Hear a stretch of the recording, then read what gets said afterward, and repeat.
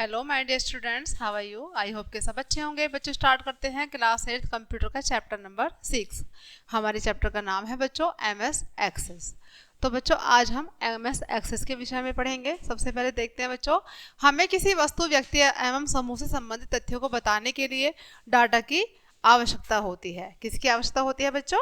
Data की आवश्यकता होती है। कंप्यूटर विज्ञान के लिए डाटा सदैव एक महत्वपूर्ण घटक रहा है। ठीक है, डाटा को प्रोसेस करके आवश्यक तथ्यों को प्राप्त किया जा सकता है, जिसे सूचना कहा जाता है। डाटा का संगठित स्टोरेज प्रारूप डाटाबेस कहा जा सकता है। एमएस एक्सेस एमएल ऑफिस का वह घटक है जो डाटा को स्टोर व प्रोसेस कराता है। ठीक है, एवं हमें आवश्यकता अनुसार सूचना प्रदान करता है।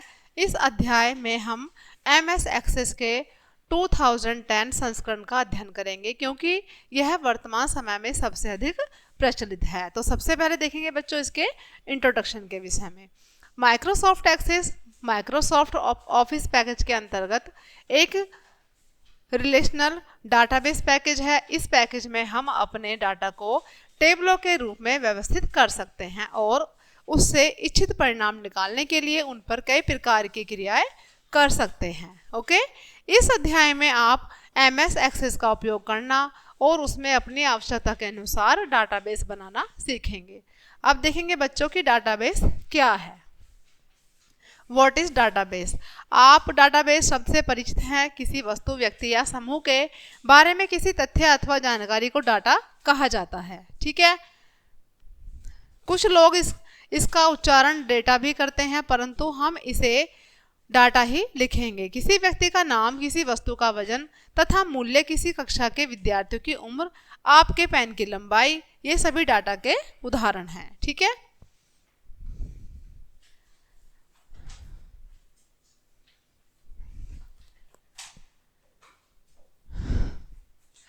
जब कोई डाटा हमारे लिए उपयोगी तथा सार्थक होता है तो उसे हम सूचना कहते हैं। डाटा या सूचनाएं हमारे लिए बहुत महत्वपूर्ण हैं। अपने लगभग हर कार्य में हमें सूचनाओं की आवश्यकता होती है। ठीक है, बाजार में खरीदारी करते समय हमें दुकानों और वस्तुओं के बारे में जानना जरूरी होता है। रेलगाड़ी में आरक्षण कराने के लिए टाइम टेबल देखना होता है। किसी दुकानदार को अपने पूरे स्टॉक और प्रत्येक वस्तु के विक्रय मूल्य का ज्ञान होना आवश्यक है। पुस्तकालय में हमें पुस्तकों की सूची देखने की आवश्यकता होती है। अपने मित्रों तथा रिश्तेदारों को पत्र भेजते समय हमको नाम पतों की डायरी देखनी पड़ती है। किसी कठिन शब्द का अर्थ देखने के लिए शब्दकोश देखा जाता है।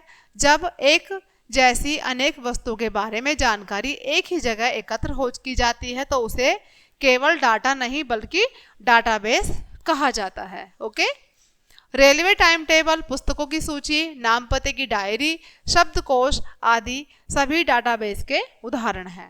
तकनीकी शब्दों में कोई डाटाबेस आपस में संबंधित सूचनाओं का एक व्यवस्थित संग्रह होता है।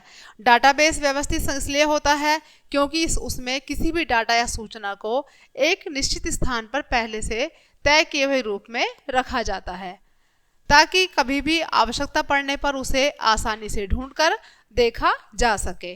ओके, यदि सूचना इस प्रकार व्यवस्थित नहीं है तो उसे डाटाबेस नहीं कहा जा सकेगा, वह केवल डाटा का ढेर मात्र होगा। आगे देखते हैं बच्चों, कंप्यूटरीकृत डाटाबेस से हमारा अर्थ ऐसे डाटाबेस से है जिसमें सभी सूचनाएं कंप्यूटर पर रखी जाती हैं और कंप्यूटर की सहायता से ही उनका रखरखाव तथा प्रोसेसिंग की जाती है। कंप्यूटर पर डाटाबेस बनाने के दो प्रमुख कारण हैं। एक, कंप्यूटर पर बड़े आकार का डाटाबेस सरलता से बनाया और रखा जा सकता है क्योंकि उसमें डाटा के भंडारण की क्षमता अधिक होती है। दो, कंप्यूटर की कार्य करने की गति तेज होने के कारण जितने भी बड़े डाटाबेस से कोई भी इच्छित सूचना निकालना और डाटाबेस पर विभिन्न क्रियाएं करना आदि कार्य बहुत कम समय में ही संपन्न हो जाते हैं। आगे देखते हैं बच्चों, कंप्यूटरीकृत डाटाबेस का एक अन्य लाभ यह भी है कि इसमें हस्तचालित डाटाबेस की तुलना में बहुत कम खर्च आता है। हस्तचालित डाटाबेस के रखरखाव के लिए डाटाबेस के आकार के अनुसार कई कर्मचारी रखे जाते हैं, जिनके वेतन तथा अन्य सुविधाओं पर काफी खर्च होता है। ओके, इसकी तुलना में कंप्यूटरीकृत डाटाबेस एक छोटे पीसी पर ही बनाया जा सकता है, जिसके संचालन के लिए मात्र व्यक्ति पर्याप्त रहता है। कंप्यूटर हार्डवेयर और सॉफ्टवेयर सस्ता होने के कारण कंप्यूटर पर डाटाबेस बनाना हर तरह से लाभदायक रहता है, और सबसे बढ़कर उसकी शुद्धता भी हस्तचालित डाटाबेस की तुलना में कई गुना अधिक होती है। ओके, कंप्यूटरीकृत डाटाबेस के निर्माण तथा रखरखाव के लिए हमें एक विशेष प्रकार के सॉफ्टवेयर की आवश्यकता होती है, जिसे डाटाबेस मैनेजमेंट सिस्टम या DBMS कहा जाता है। MS Access 2010 ऐसा ही एक सॉफ्टवेयर पैकेज है, जिसका अध्ययन हम इस अध्याय में करेंगे। जैसा कि इसके नाम से ही स्पष्ट है, कोई भी डाटाबेस मैनेजमेंट सिस्टम किसी डाटाबेस को बनाने और उसका प्रबंध करने अर्थात रखरखाव करने में प्रयोग किया जाता है। ऐसे सिस्टम के बिना डाटाबेस का उचित उपयोग करना यदि संभव नहीं हो तो कठिन अवश्य है। ठीक है, SQL या स्ट्रक्चर्ड क्वेरी लैंग्वेज भी डाटाबेस को प्रयोग में लाने वाली प्रसिद्ध भाषा पैकेज है। अब देखते हैं बच्चों आगे इसके डाटाबेस के लाभ। डाटाबेस के लाभ क्या क्या हैं देखेंगे बच्चों। कंप्यूटरों पर डाटाबेस बनाने और उनका उपयोग करने से हमें अनेक लाभ होते हैं, जो संक्षेप में निम्न प्रकार हैं। सबसे पहले देखेंगे बच्चों डाटा के दोहराव में कमी। अच्छी तरह से व्यवस्थित किए गए डाटाबेस में सामान्यतः डाटा का कोई दोहराव नहीं होता। समस्त डाटा एक जगह रखा जाने के कारण हर सूचना को केवल एक बार स्टोर किया जाता है। इससे बहुत सा समय और परिश्रम बच जाता है। डाटा के दोहराव को तकनीकी रूप से डाटा रिडेंडेंसी कहा जाता है। आगे है बच्चों डाटा की अनुकूलता।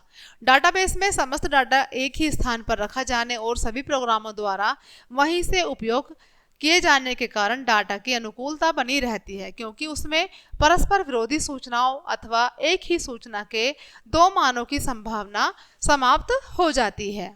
डाटा की प्रतिकूलता तब उत्पन्न होती है जब डाटा दो जगह रखा गया हो और केवल एक जगह सुधारा गया हो। अब बात करेंगे बच्चों डाटा को साझा करना।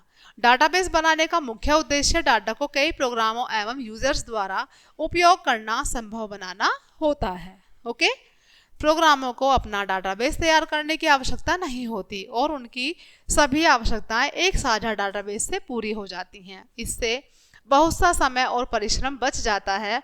हम उसी डाटाबेस का उपयोग करके नए प्रोग्राम भी तैयार कर सकते हैं और इससे दूसरे प्रोग्रामों तथा डाटाबेस की डिजाइन पर सामान्यतः कोई गलत प्रभाव नहीं पड़ता है। आगे देखते हैं डाटा का मानकीकरण।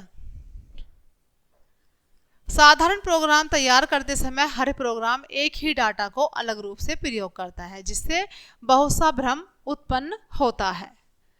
उपयोगकर्ताओं के लिए समस्या होती है, परंतु डाटाबेस में समस्त डाटा एक मानक रूप में स्टोर किया जाता है। इससे उसके अर्थ और उपयोग के बारे में कोई भ्रम नहीं होता। यदि डाटाबेस में बहुत नाजुक सूचनाएं स्टोर की गई हैं और उन्हें अन्य प्रोग्रामों को भी निर्यात किया जाता है तो यह गुण बहुत ही महत्वपूर्ण है। आगे बात करेंगे बच्चों डाटा की एकात्मकता या पूर्णता। डाटाबेस में समस्त डाटा एक केंद्रीय स्थान पर स्टोर किया जाता है और इसका रखरखाव एक डाटाबेस प्रबंधन पैकेज द्वारा किया जाता है। इसलिए डाटाबेस बहुत एकात्मक होता है। निरंतर सुधार से इसे सरलता से अद्यतन रखा जाता है। इसका अर्थ है कि हम अपनी आवश्यकता का डाटा एक ही स्थान से प्राप्त कर सकते हैं और नवीनतम भी होता है। डाटाबेस को ऑनलाइन अपडेट भी किया जा सकता है, जैसा कि कंप्यूटरीकृत रेलवे रिजर्वेशन सिस्टम द्वारा किया जाता है। अब बात करेंगे बच्चों डाटा की सुरक्षा। डाटा को एक ही स्थान पर स्टोर करने और रखरखाव करने के कारण उसको अनाधिकृत उपयोगकर्ताओं और अवैध परिवर्तनों से बचाना सरल होता है। ओके, डाटा की निजता और गोपनीयता भी उसे एक जगह रखकर बनाए रखी जा सकती है। इसके अलावा उसे दुर्घटनाओं अथवा दुर्भावनाओं से नष्ट होने से भी बचाया जा सकता है। अब बात करेंगे बच्चों डाटाबेस प्रबंधन तंत्र के तत्व के विषय में। किसी डाटाबेस मैनेजमेंट सिस्टम के कार्य को समझने और उसका उपयोग करने से पहले डाटाबेस और उसके तत्वों को ठीक प्रकार से समझ लेना आवश्यक होता है। डाटाबेस के संदर्भ में हम अनेक शब्दों का प्रयोग करते हैं। इन शब्दों का परिचय निम्न प्रकार है। आइए देखते हैं। सबसे पहले है बच्चों डाटाबेस फाइल।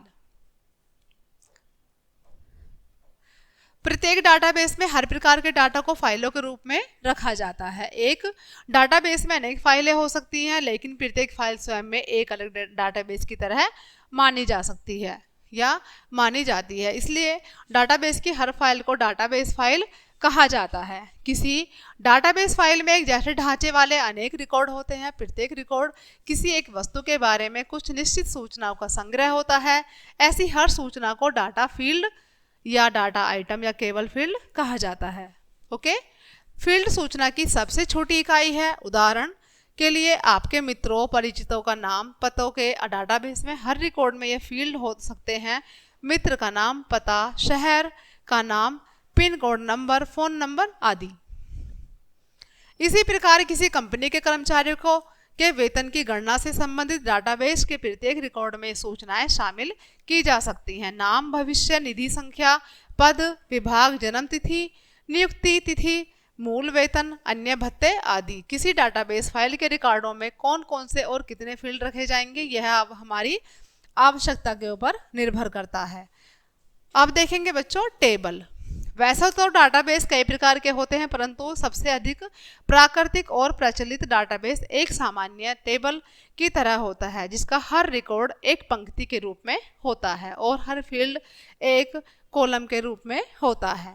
उदाहरण के लिए आपके मित्रों के नाम पते वाले डाटाबेस की रचना आगे दिए गए चित्र की तरह हो सकती है। इसमें सबसे ऊपर फील्डों के नाम दिए हैं, जिनमें फील्डों को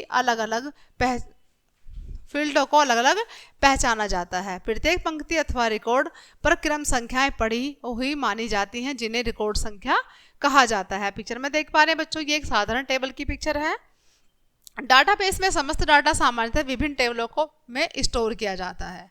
ओके, और उन टेबलों को परस्पर संबंधित कर दिया जाता है। उदाहरण के लिए किसी पुस्तकालय के डाटाबेस में पुस्तकों, लेखकों, सदस्यों, पुस्तकें जारी करने आदि के बारे में अलग अलग टेबलें हो सकती हैं और इन टेबलों को इस प्रकार आपस में जोड़ा जाता है कि उन्हें मिलाकर कोई संपूर्ण सूचना प्राप्त की जा सके। अब बात करेंगे बच्चों रिकॉर्ड के विषय में। किसी टेबल की प्रत्येक पंक्ति के एक रिकॉर्ड को एक रिकॉर्ड कहा जाता है। किसी रिकॉर्ड में किसी एक वस्तु के बारे में सूचनाएं स्टोर की जाती हैं और वह अन्य रिकॉर्डों से स्वतंत्र होता है। उदाहरण के लिए ऊपर के चित्र में दिखाई गई टेबल में प्रत्येक पंक्ति किसी एक व्यक्ति के बारे में रिकॉर्ड है। देख पा रहे हैं बच्चों यहाँ पर आप, किसी एक व्यक्ति के बारे में दी गई सूचनाएं अन्य व्यक्तियों की सूचनाओं से स्वतंत्र है, लेकिन किसी टेबल से सभी रिकॉर्डों का ढांचा एक जैसा होता है। इस प्रकार कोई टेबल एक जैसे ढांचे वाले अनेक रिकॉर्डों का संग्रह है। अब देखेंगे बच्चों फील्ड क्या है बच्चों? किसी रिकॉर्ड में शामिल की गई प्रत्येक सूचना को एक फील्ड या डाटा आइटम कहा जाता है। उदाहरण के लिए ऊपर दिखाई गई टेबल में friend name, address, city, pin code, STD code और फोन नंबर, ये सभी क्या है बच्चों? फील्ड है। वास्तव में किसी टेबल के प्रत्येक कॉलम को एक फील्ड कहा जाता है। किसी टेबल के लिए यह आवश्यक है कि उसमें शामिल सभी रिकॉर्डों का ढांचा समान हो, अर्थात टेबल के प्रत्येक रिकॉर्ड में शामिल फील्डों की संख्या, प्रकार और क्रम एक जैसा होना चाहिए। किसी टेबल में कौन कौन से फील्ड शामिल किए जाएं, यह हमारी आवश्यकता के अनुसार तय किया जाता है। यह किसी डाटाबेस के निर्माण का सबसे महत्वपूर्ण अंग होता है। अब देखेंगे बच्चों की फील्ड क्या है? सामान्यतः किसी डाटाबेस के हर रिकॉर्ड को उसकी रिकॉर्ड संख्या द्वारा क्या होता है बच्चों? हर उसकी रिकॉर्ड संख्या द्वारा पहचाना जाता है, लेकिन सभी रिकॉर्डों की संख्या को याद रखना संभव नहीं है। इसलिए किसी रिकॉर्ड को ठीक ठीक पहचानने के लिए हम उसे एक फील्ड को मुख्य फील्ड या की फील्ड मान लेते हैं। ऊपर के उदाहरण में मित्र नाम को मुख्य फील्ड माना जा सकता है, क्योंकि इससे हम किसी भी रिकॉर्ड को अच्छी तरह पहचान सकते हैं और मित्र का नाम याद रखना भी हमारे लिए सरल है।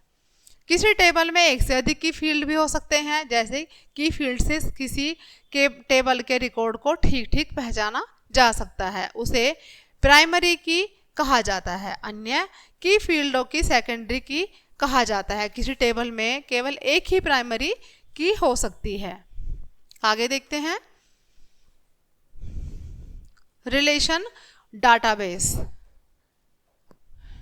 रिलेशन डाटाबेस एक विशेष प्रकार का डाटाबेस होता है जिसमें सूचनाओं को विभिन्न टेबलों में स्टोर किया जाता है और उन सारणियों को इस प्रकार परस्पर संबंधित किया जाता है कि हम किसी भी वस्तुओं के बारे में उन टेबलों से संपूर्ण सूचनाएं प्राप्त कर सकते हैं।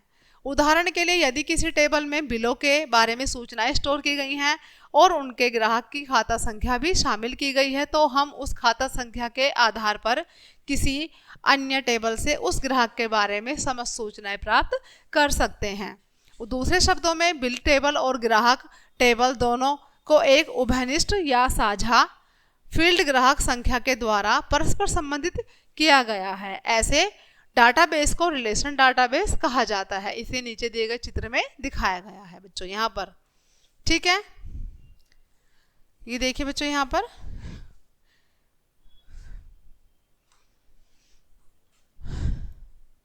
ये एक रिलेशन डाटाबेस है बच्चों। अब देखेंगे, किसी रिलेशन डाटाबेस में अनेक टेबल हो सकती हैं जो अन्य टेबलों से प्रत्यक्ष अथवा अप्रत्यक्ष रूप से संबंधित हो सकती हैं। साधारण डाटाबेस की तरह रिलेशन डाटाबेस का उपयोग करने से हमें अनेक लाभ होते हैं, जिनमें से कुछ इस प्रकार हैं। सबसे पहले देखते हैं बच्चों, डाटा को न्यूनतम आवश्यकता के स्थान में स्टोर किया जा सकता है। इसमें हर प्रकार की सूचना केवल एक जगह रखी जाती है। इसमें सूचनाओं का साझा करना संभव और सरल हो जाता है, क्योंकि टेबलों के बीच बनाए गए संबंधों के कारण एक ही सूचना को कई बार उपयोग किया जा सकता है। इसके बाद है बच्चों, सूचनाओं को एक ही जगह सुधारना संभव होता है और उसे अलग अलग जगह सुधारने की आवश्यकता नहीं रहती है। इससे समस्त डाटाबेस की सूचनाओं को अद्यतन रखा जाता है। जिस प्रोग्राम या पैकेज द्वारा किसी रिलेशन डाटाबेस का रखरखाव किया जाता है उसे रिलेशन डाटाबेस मैनेजमेंट सिस्टम कहा जाता है। आगे देखते हैं बच्चों, नेक्स्ट है हमारा फॉर्म। कोई फॉर्म आपकी स्क्रीन पर एक ऐसी विंडो होती है जिसकी सहायता से आप किसी टेबल में भरे गए डाटा को देख सकते हैं, सुधार कर सकते हैं और नया डाटा जोड़ सकते हैं। प्रत्येक टेबल के लिए अलग अलग फार्म होते हैं। एक साधारण फार्म दाईं ओर के चित्र में दिखाया गया है, यहाँ पर देखिए बच्चों, जो कि पीछे दिखाई गई नमूना टेबल के लिए है। जो हमने पीछे देखी थी टेबल, उसी के आधार पर ये वाला फॉर्म दिखाया गया है बच्चों। अब देखते हैं बच्चों, क्वेरी। किसी टेबल या डाटाबेस से कुछ शर्तों का पूरा करने वाला डाटा निकालने के लिए जो आदेश दिया जाता है उसे क्या कहते हैं बच्चों? उसे क्वेरी कहा जाता है। उदाहरण के लिए, आप चाह सकते हैं कि आपके आगरा शहर में रहने वाले मित्रों की सूची निकाली जाए, तो उसे एक क्या कहेंगे बच्चों? क्वेरी कहेंगे। किसी क्वेरी के उत्तर में जो सूचना या रिकॉर्ड डाटाबेस से निकाले जाते हैं उनको एक क्वेरी का डायना सेट कहा जाता है। क्या कहा जाता है बच्चों? डायना सेट कहा जाता है। उदाहरण के लिए, आगरा में रहने वाले मित्रों की सूची आपकी क्वेरी का डायना सेट होगी। आप क्वेरी का उपयोग एक साथ उनके रिकॉर्डों से सूचनाओं को सुधारने और हटाने के लिए भी कर सकते हैं। इसके बाद देखते हैं बच्चों, रिपोर्ट्स। सरल शब्दों में, कोई रिपोर्ट एक ऐसा डायना सेट है जिसे कागज पर छापा गया हो। आप किसी डायना सेट की सूचनाओं को किन्हीं आधारों पर समूहबद्ध कर सकते हैं और उन्हें विभिन्न योगों और अनुयोगों के साथ छाप सकते हैं। अब देखते हैं बच्चों, MS एक्सेस पर कार्य का प्रारंभ। MS एक्सेस अमेरिका की माइक्रोसॉफ्ट कॉरपोरेशन नामक कंपनी द्वारा विकसित किया गया एक क्या है बच्चों? रिलेशन डाटाबेस मैनेजमेंट प्रोग्राम है। ओके, आगे देखते हैं, जो MS ऑफिस का एक प्रमुख भाग है। यह एक बहुत लोकप्रिय डाटाबेस पैकेज है और इसमें काफ़ी शक्तिशाली डाटाबेस तैयार किए जा सकते हैं। ठीक है,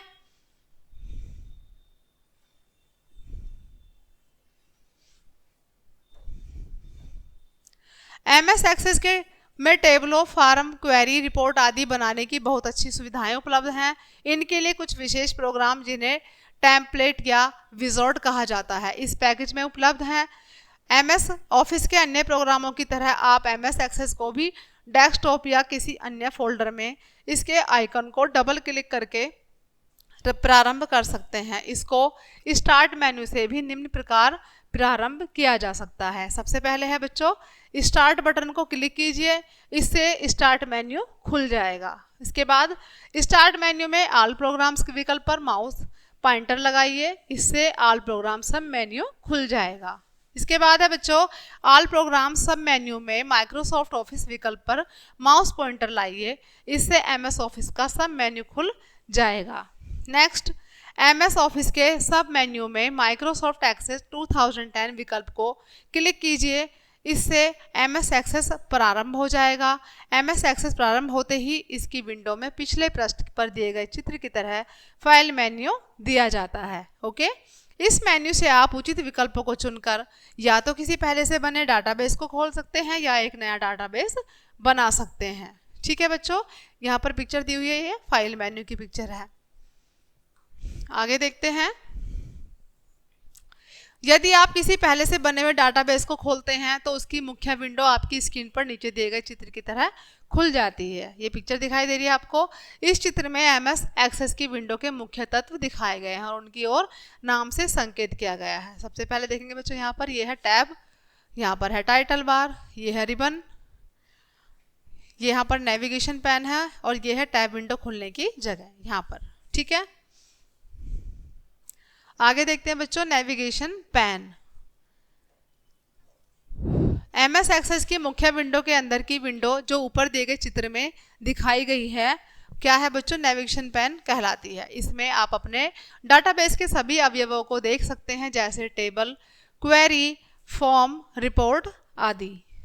आप ये वस्तुएं बना भी सकते हैं। नेविगेशन पैन के ऊपरी भाग में एक डाउन एरो होता है, जैसे कि इसे क्लिक किया जाता है तो ये एक विभिन्न विकल्पों का ड्रॉप डाउन मेन्यू प्रदर्शित करता है। आप इसमें से किसी भी विकल्प को क्लिक करके उस विशेष प्रकार के अवयवों की सूची को इस विंडो में देख सकते हैं यहाँ पर बच्चों। अब देखेंगे बच्चों, डाटाबेस डिजाइन करना। हम डाटाबेस टेम्पलेट की सहायता के बिना भी अपना डाटाबेस बना सकते हैं। इसमें डाटाबेस की सभी टेबल, डाटा प्रविष्ट फॉर्म और रिपोर्ट अलग अलग बनानी पड़ती हैं।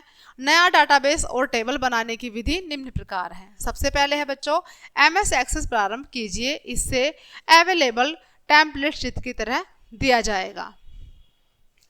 इसके बाद है, इस मेन्यू में ब्लैंक डाटाबेस आदेश चुना हुआ प्रदर्शित होगा। नेक्स्ट है, क्रिएट बटन को क्लिक कीजिए, इससे बताए गए नाम से एक नया खाली डाटाबेस बना दिया जाएगा और उसकी विंडो आगे दिए गए चित्र की तरह आपकी स्क्रीन पर खुल जाएगी।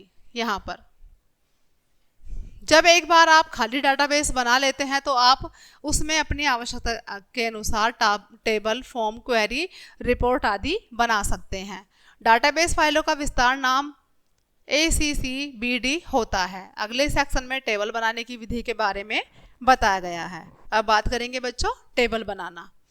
किसी डाटाबेस का निर्माण करने में टेबल का निर्माण पहला चरण होता है। अन्य सभी वस्तुएं जैसे फॉर्म, क्वेरी, रिपोर्ट आदि टेबलों पर निर्भर करती है। जैसा कि आप पढ़ चुके हैं, कोई टेबल किसी वस्तु या वस्तुओं के समूह के बारे में डाटा का संग्रह होता है। सबसे पहले आपको यह तय करना पड़ता है कि आप किसी टेबल में क्या क्या सूचनाएं स्टोर करना चाहते हैं, ताकि वह आपको अपना कार्य करने के लिए आवश्यक और पर्याप्त जानकारी दे सके। ओके, यह बहुत महत्वपूर्ण है, क्योंकि यदि बाद में आपको ऐसा लगा कि कोई विशेष जानकारी किसी टेबल में शामिल नहीं की गई है, हालांकि आप टेबल की डिजाइन कभी भी सुधार सकते हैं, परंतु यदि कुछ रिकॉर्ड टेबल में पहले से ही भरे जा चुके हैं तो वह जानकारी उन रिकॉर्डों के लिए प्राप्त होना कठिन होता है। उदाहरण के लिए, यदि आप किसी कर्मचारी के बारे में टेबल बना रहे हैं तो आप उसका नाम, कर्मचारी संख्या, पद नाम, विभाग, जन्म तिथि, पद स्थापना तिथि, श्रेणी आदि डाटा उसमें शामिल कर सकते हैं। ठीक है, इसी प्रकार यदि आप किसी दुकान या स्टोर में स्टॉक इन्वेंट्री के लिए टेबल बना रहे हैं तो वस्तु का नाम, कोड संख्या, आपूर्तिकर्ता का नाम, इकाई, मात्रा, खरीद, दर, मूल्य प्रति इकाई, कुल मूल्य, न्यूनतम आदेश मात्रा आदि उसमें शामिल कर सकते हैं। आगे देखते हैं बच्चों। इसके अलावा आपको यह भी तय करना पड़ता है कि डाटाबेस में कितनी और कौन कौन सी टेबल होंगी। प्रत्येक टेबल आपको अलग अलग बनानी होगी, जिसकी विधियां आगे बताई गई हैं। अब बात करेंगे बच्चों डिजाइन व्यू के द्वारा टेबल बनाना। किसी टेबल को मुख्य रूप से 3 प्रकार से बनाया जा सकता है: design view, data sheet view, template के द्वारा। पहले हम टेबल को डिजाइन व्यू के द्वारा बनाएंगे। इसके लिए क्रिएट टैब के टेबल्स ग्रुप में टेबल डिजाइन बटन क्लिक कीजिए। इससे नई टेबल नीचे मुख्य कार्य क्षेत्र में एक टैब विंडो के रूप में प्रदर्शित हो जाएगी। ठीक है, इसकी पूरी विधि निम्न प्रकार है। अब इसकी विधि के विषय में देखेंगे बच्चों। ये देखिए यहाँ पर ये टैब्ड विंडो है बच्चों। टैब्ड विंडो में 3 कॉलम्स प्रदर्शित होते हैं। इनमें नाम, फील्ड नेम, डाटा टाइप्स और डिस्क्रिप्शन होते हैं। पहले कॉलम फील्ड नेम में नाम एंटर कीजिए जिसे आप एक फील्ड के नाम के रूप में रखना चाहते हैं। आगे इसके पश्चात फील्ड का डाटा टाइप की सेट कीजिए। इसके लिए आप दूसरे कॉलम के कॉम्बो बॉक्स के डाउन एरो पर क्लिक करते हैं तो वह सभी उपलब्ध डाटा टाइप्स को विकल्प के रूप में प्रदर्शित करता है। ठीक है, यहाँ से वांछित डाटा टाइप को सिलेक्ट कीजिए। यदि आप नाम, पता, शहर आदि जैसे फील्ड बनाना चाहते हैं तो टेक्स्ट डाटा टाइप चुनिए। किसी संख्यात्मक फील्ड के लिए नंबर डाटा टाइप चुनिए, जैसे उम्र, पिन कोड, सैलरी आदि।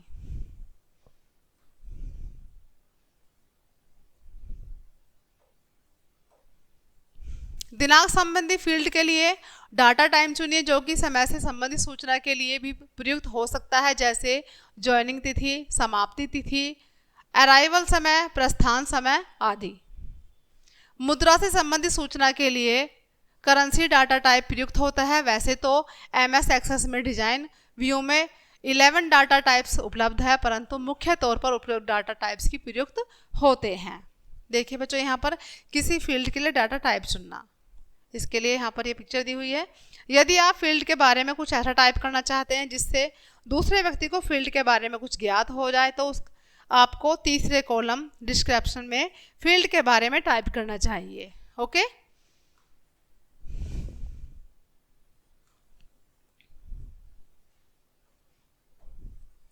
इस प्रकार क्रम 1 से 3 तक कार्यों को तब तक दोहराएं जब तक आप सारे फील्ड्स को टेबल में स्पेसिफाई न कर दें।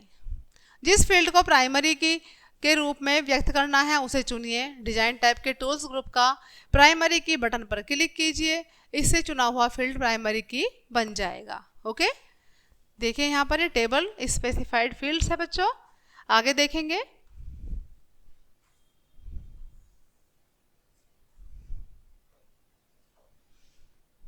क्विक एक्सेस टूल बार के सेव बटन को क्लिक कीजिए। प्रदर्शित सेव एज डायलॉग बॉक्स में टेबल का नाम टाइप कीजिए। इसके बाद ओके बटन को क्लिक कीजिए। दिए गए नाम से टेबल सुरक्षित हो जाएगी एवं नेविगेशन पैन में आइकन के रूप में प्रदर्शित होगी। इसके बाद है बच्चों डिजाइन टैब के व्यूज ग्रुप में व्यू बटन क्लिक कीजिए। टेबल डाटा शीट व्यू में प्रदर्शित होगी। इस व्यू में टेबल में रिकॉर्ड एंटर किए जा सकते हैं। डाटा भरने के बारे में हम आगे बताएंगे। ओके, इस प्रकार डिजाइन व्यू में टेबल को बनाया जा सकता है। यह टेबल बनाने का सबसे पारंपरिक क्या है बच्चों तरीका है। अब है डाटा शीट व्यू में टेबल बनाना। यद्यपि हम अपनी आवश्यकता अनुसार की लगभग सभी प्रकार की टेबल डिजाइन व्यू प्रोग्राम की सहायता से बना सकते हैं, परंतु डाटा शीट व्यू में टेबल बनाना भी बहुत सरल है। आप क्रिएट टैब के टेबल्स ग्रुप के टेबल विकल्प को क्लिक करके खाली डाटा शीट प्राप्त कर सकते हैं जो दाईं ओर के चित्र की तरह दिखाई देगी। ठीक है बच्चों, प्रारंभ में डाटा शीट में सभी फील्डों की चौड़ाई समान रखी जाती है और उनके नाम क्रम से फील्ड 1, फील्ड 2, फील्ड 3 आदि रखे जाते हैं। आप आगे बताई गई विधियों से इन फील्डों के नाम और चौड़ाई अपनी सुविधा और आवश्यकता के अनुसार रख सकते हैं। ओके, यहाँ पर देख पा रहे हैं बच्चों आप डाटा शीट व्यू में टेबल बनाना।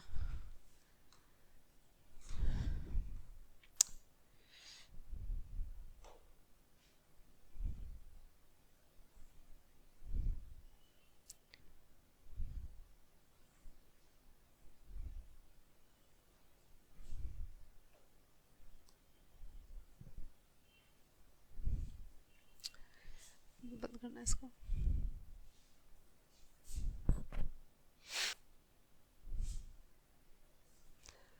आईडी फील्ड क्रम संख्या के लिए स्वतः बनता है, जो कि प्राइमरी के रूप में उपस्थित होता है। ये ऑटो नंबर्स प्रकार का डाटा टाइप प्रयुक्त करता है।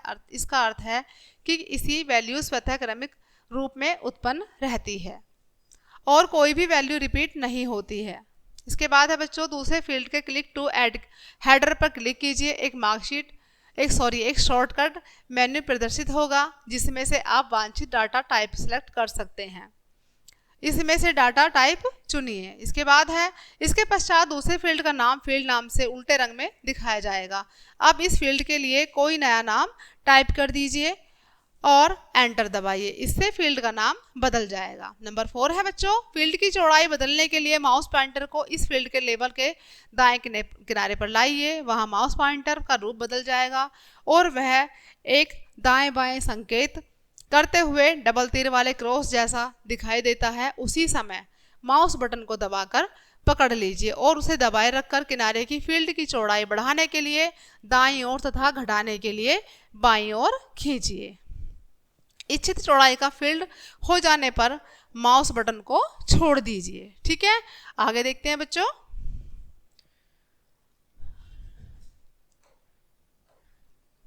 जैसे ही एक फील्ड के हेडर पर क्लिक किया जाता है वैसे ही एक नया खाली फील्ड आगे बन जाता है। क्रम संख्या 2 से 4 तक तब तक दोहराइए जब तक वांछित फील्ड ना बन जाए। ओके, इस प्रकार आप उन सभी फील्डों के नाम और चौड़ाई तय कर सकते हैं जिन्हें आप अपनी टेबल में शामिल करना चाहते हैं। टेबल की डिजाइन को सुरक्षित करने के लिए पिछली विधि दोहराइए अथवा दाएं कोने पर बने X बटन को क्लिक कर दीजिए। इससे क्या होगा बच्चों, इससे आपको टेबल का नाम बदलने का अवसर दिया जाएगा। सही नाम टाइप करने के बाद टेबल को सुरक्षित कर दिया जाएगा। ओके, हमने इस विधि से एक नई टेबल बनाई है जो ऊपर दिए गए चित्र में दिखाई गई है। अब देखेंगे बच्चों टेबल में डाटा प्रविष्ट करना। डाटाबेस की डिजाइन बनाने के बाद सबसे महत्वपूर्ण कार्य टेबलों में डाटा भरना होता है। आप टेबलों में नए रिकॉर्ड जोड़ सकते हैं और आवश्यक होने पर पुराने रिकॉर्डों को सुधार सकते हैं। टेबलों में डाटा भरना कठिन नहीं है। हम यहाँ इसकी सरल विधियों की चर्चा करेंगे। इसके लिए हम अपनी टेबल माई ओल्ड फ्रेंड्स का उपयोग करेंगे। इसके बाद देखते हैं बच्चों नए रिकॉर्ड जोड़ना। अब नए रिकॉर्ड कैसे जोड़ते हैं इसके विषय में पढ़ेंगे।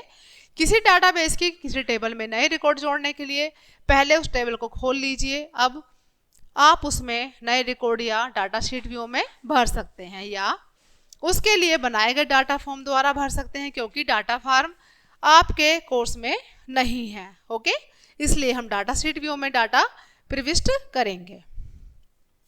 पहले अपने डाटाबेस को खोलिए और नेविगेशन पैन देखिए। उस पैन में आपको उस डाटाबेस में बनी हुई टेबलों के नाम दिखाई देंगे। ओके, इनमें से माई ओल्ड फ्रेंड्स टेबल को डबल क्लिक करके चुनिए। इससे चुनी हुई टेबल डाटा शीट व्यू में खुल जाएगी जैसा कि नीचे चित्र में दिखाया गया है।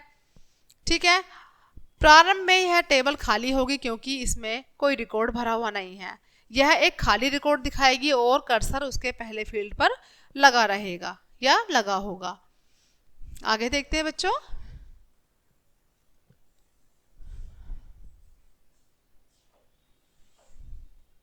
अब टेबल में डाटा टाइप करना प्रारंभ कीजिए। किसी फील्ड में भरा गया डाटा उसके डाटा टाइप के अनुसार होना चाहिए, नहीं तो चेतावनी दी जाएगी। नीचे के चित्र में कुछ रिकॉर्ड भरे हुए दिखाए गए हैं। सारणी में भरे हुए कुछ रिकॉर्ड यहाँ पर देख पा रहे हैं बच्चों आप।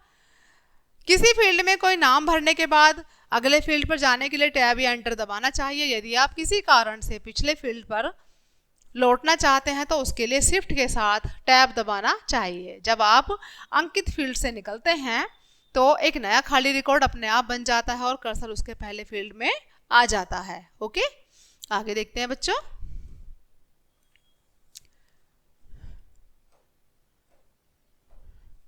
वैसे एक नया खाली रिकॉर्ड प्राप्त करने के लिए आप कभी भी होम टैब के रिकॉर्ड्स ग्रुप में न्यू बटन या टूल को क्लिक कर सकते हैं।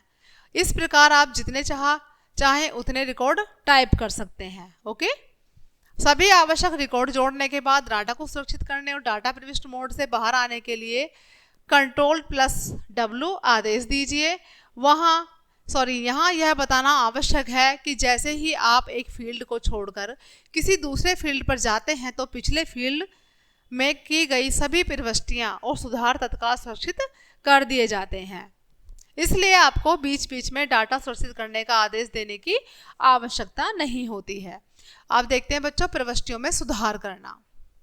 प्रविष्टियों में सुधार कैसे कर सकते हैं देखते हैं बच्चों। यदि आप डाटा टाइप करते समय कोई गलती करते हैं तो आप तत्काल बैक स्पेस कुंजी को प्रयोग करके पिछले टाइप किए हुए चिन्ह को हटा सकते हैं और कर्सर पीछे ला सकते हैं। यदि आप पूरे फील्ड के डाटा को ही हटाना चाहते हैं तो एस कुंजी दबानी चाहिए। इसमें चालू फील्ड खाली हो जाता है और कर्सर उस फील्ड में प्रारंभ हो जाता है। ओके, आप किसी रिकॉर्ड या फील्ड में भरे गए डाटा को सुधार भी सकते हैं। इसके लिए आप डाटा को संपादित करने की सभी सामान्य तकनीकों का उपयोग कर सकते हैं। पहले कर्सर को या तो क्लिक करके या तीर की कुंजियों का उपयोग करके उस रिकॉर्ड को उस फील्ड पर लाइए जिसे आप सुधारना चाहते हैं। अब आप सामान्य संपादन कुंजियों का उपयोग करके उस फील्ड के डाटा को संपादित कर सकते हैं। यदि आप फील्ड के पूरे मान को बदलना चाहते हैं तो पहले कर्सर को ड्रैग करके उस मान को चुन लीजिए और फिर नया मान टाइप कीजिए जो पुराने मान की जगह पर भर जाएगा। इनके साथ किसी टेबल के डाटा को जल्दी सुधारने के लिए कट Ctrl+, कॉपी Ctrl+C तथा पेस्ट Ctrl+V आदेशों का उपयोग भी कर सकते हैं। आगे देखते हैं बच्चों, किसी टेबल में एक रिकॉर्ड से दूसरे रिकॉर्ड पर जाना।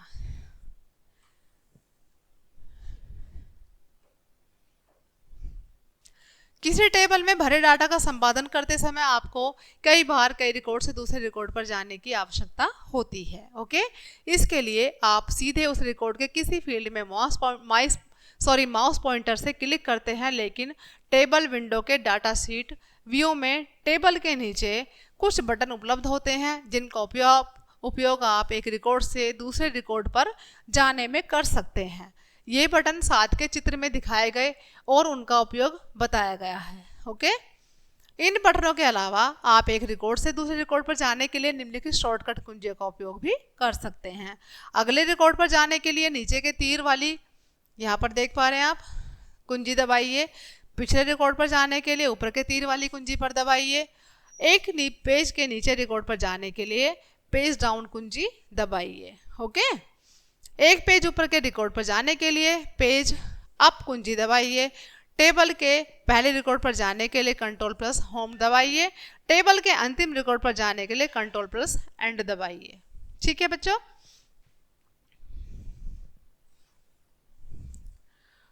तो बच्चों ये था आज का हमारा चैप्टर यहीं फिनिश होता है। आई होप के सभी को समझ आया होगा। तो बच्चों मिलते हैं नेक्स्ट चैप्टर में, तब तक के लिए बाय बाय।